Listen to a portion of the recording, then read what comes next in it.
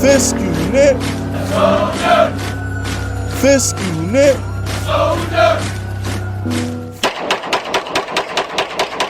What's good, y'all? Fist Vegas, the hardest voice of sports. Go ahead, hit that like button and subscribe to the Fist Schooner while you at it. Y'all know what time it is. If you ain't with it, you best get with it. Now let's rock. Alright, look. Monday, we back at it. You know what I'm saying? We taking weekends off for the remainder of the off season. I ain't gonna lie to y'all. We back on the Monday, Wednesday, Friday schedule. You feel me? But the receiver that I want, the receiver that I got my eye on, is Brandon Aiyuk out there in San Francisco. He's a game breaker. He's a take the top off the defense guy. That's the field stretcher. That's the guy who can make Saquon better, Higgins better, Wandale better. He's the route tech that can get separation everywhere on the field. That's the guy I would rather trade for before I trade for T. Higgins. Okay, Brandon Aiyuk, for those of y'all who don't know, like the picture of him in a Giants uniform. Somebody, a Giants fan who wants Brandon Aiyuk, put him in a Giants uniform, and Brandon Aiyuk personally went over there and liked it. We all know Brandon Aiyuk is due for a contract, and that man want to get paid. And I think he deserves his bag. Now, Brandon Aiyuk is a stud. There have been times where Kyle Shanahan have thrown him in a doghouse, but outside of that, Brandon Aiyuk gets busy. You know what I'm saying? Like, it's sometimes, how do I say this? Sometimes in life, it's about damage. It's about impact. Kind of like in basketball. I'm going to give you a basketball example, right? This is the best way I could break it down. Russell Westbrook. I hate the dog Russell Westbrook because he's my boy. But Russell Westbrook can get you 30 points. But it might take him, 20, 25 shots. You feel me?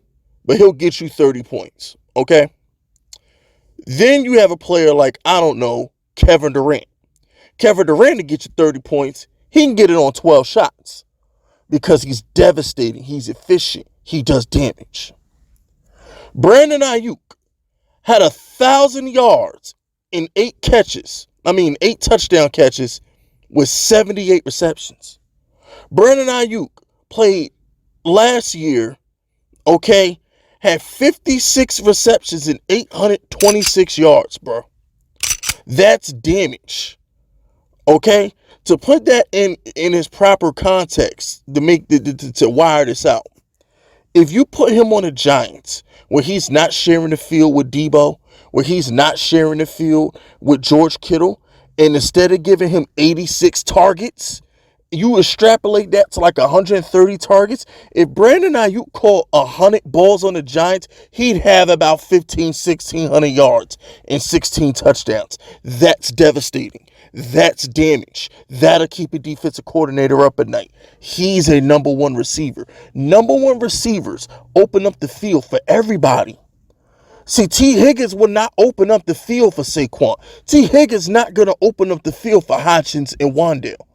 Brandon Aiyuk will. That's the difference between a number one receiver and a number one target. There's a difference between being the number one target on the team, Darius Slayton, Isaiah Hodgins down the stretch. There's a difference between being the number one target and the number one receiver. The number one receiver makes everybody better. Everybody's better because of the number one receiver. Randy Moss was a number one. Wes Welker got busy. Chris Carter got busy because the defense was worried about Moss. If you put Brandon Aiyuk on the Giants, this is a guy who just gets down the field so fast, can take the top of a defense every freaking play. That's what we need. That's what we need. There's nothing Stephon Diggs can do that Brandon Aiyuk can't. And I haven't even talked about the yards after the catch that Brandon Aiyuk is capable of. Brandon Aiyuk just as good as Kadarius Toney with the ball in his hands. All the San Fran wide receivers are yards after the catch machines. That's all Kyle Shanahan drafts. In order to be in the Kyle Shanahan offense, you need to be able to run block. He's a great run blocker, by the way. Him and Debo love run blocking. Great run blocker. Got to be able to make yards after the catch in that Kyle Shanahan offense, and you got to be able to get down the field and make plays. He's the perfect wide receiver for us. And he liked the picture of him in a Giants jersey, which means he's interested in coming here. If we're going to give up draft capital to get a receiver, get the guy who can be the number one. He's been the best receiver on a team that's not even featuring him. He got to share with Debo. He got to share with George Kittle. He got to share with Christian McCaffrey. That joker come to the Giants, he's the number one. Bro, T. Higgins ain't nothing but Hodgins with an all-season with Danny. There's nothing that T. Higgins does that Isaiah Hodgins can't do if you give him an off-season with Daniel Jones. If you let Isaiah Hodgins, if you go to Hodgins, right? If you go to Isaiah Hodgins and say, bro, you're the number 2 receiver, all right, that's your job. That's your job, bro. You got the all season with Danny. You know Danny gonna have him in Arizona. Danny gonna have him in Carolina catching balls at Duke. You know what I'm saying? And you're gonna have training camp at Daniel Jones as well. So you're gonna get a training camp, all season workouts. You're the number 2 in this offense. You can't tell me Hodgins can't be every bit as good, if not better, than T. Higgins. Same size. They're the same size. It's not like, oh, T. Higgins, no, they're the same height. What are they, both 6'4"? They're both 6'4". So, that's where I'm at with it, man. I'm not a T. Higgins guy. I saw him without Jamar Chase. He wasn't a game breaker. He wasn't. He caught a lot of balls. Yeah, he's a possession guy, but he ain't scared nobody. We wasn't losing no sleep. Defensive coordinator was still snoring, rolling over, and farting at the thought of guarding T. Higgins. He did not care. He did not wake up from his dream. Whatever was going on in that man's head, whatever beautiful woman he was with, whatever gambling table he was winning at, whatever boat he was racing, whatever he was doing in his dream, he did not get disturbed from at the thought of guarding T. Higgins when Jamar Chase was hurt. I'm sorry. It is what it is. So, Brandon